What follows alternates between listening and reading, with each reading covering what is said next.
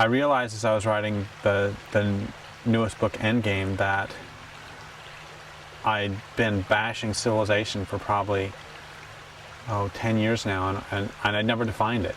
I didn't know what I was talking about. And so I define it in that book as a way of life characterized by the growth of cities.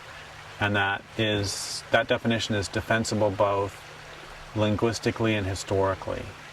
Civilization comes from kivitetos, which means state or city. And historically, that's pretty much where most people start civilization, is the rise of cities. That's great, Derrick, but what's a city?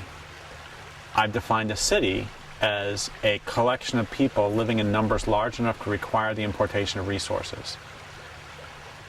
And what that means is the Taloa, on whose land we are now, were not civilized because they didn't require the importation of resources. They didn't live in cities. They lived in camps, villages, and so on. And remember, the Taloa lived here for 12,500 years at least. A couple of things happen as soon as you require the importation of resources. One is that your way of living can never be sustainable. Because if you require the importation of resources, what that means is you've denuded the landscape of that particular resource. And as your city grows, you will denude an ever larger area. Because by definition, you're requiring the importation, which means it's not there. And once again, that means that that means that functionally, your way of life can never be sustainable. We can talk all we want, but it won't last. New York won't last, because New York City won't last because it requires the importation of resources. The other thing it means is that your way of life must be based on violence, because if you require the importation of resources, what that means is that trade will never be sufficiently reliable, because if you require the importation of resources and you need a particular resource that you are going to try to trade the next village over for, but they won't give it to you, you'll take it because you require it. It's not some resource you want.